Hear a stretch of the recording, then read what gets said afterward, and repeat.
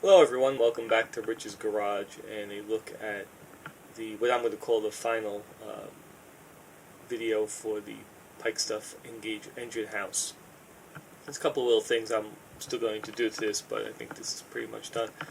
Uh, so as you can see, it's painted. The roof is not glued in. You can see a little gap.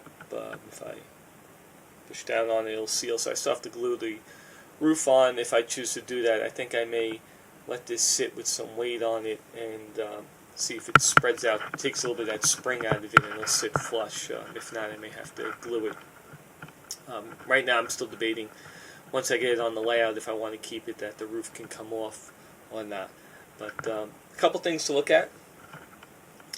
I misspoke on the other video on this, where the headers actually for the doors come from the inside out, so that's why you see it's a lot shallower. It doesn't have that big border.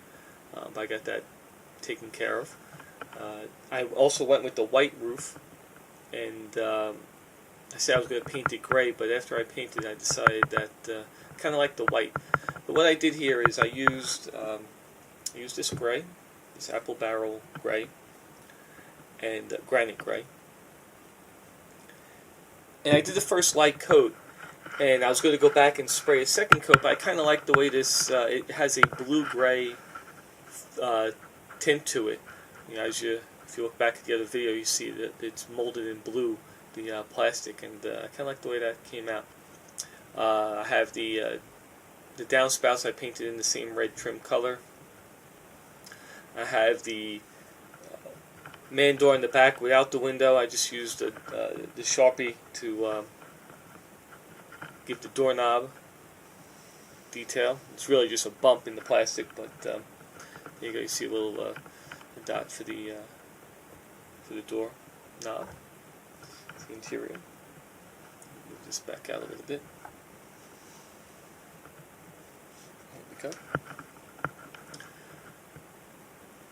So I had it on the layout and looked at it. It looks good. I'm happy with the way it looks. I'm probably going to go weather this, but I want to let it, usually before I weather something, I let it sit for a while, let me stare at it and think about what I want to do. You know, I don't want to go overboard with the weathering on this, but I may do some light, either a dust or maybe a little bit of a black wash. You know, I don't think I'll do much in the way of rust.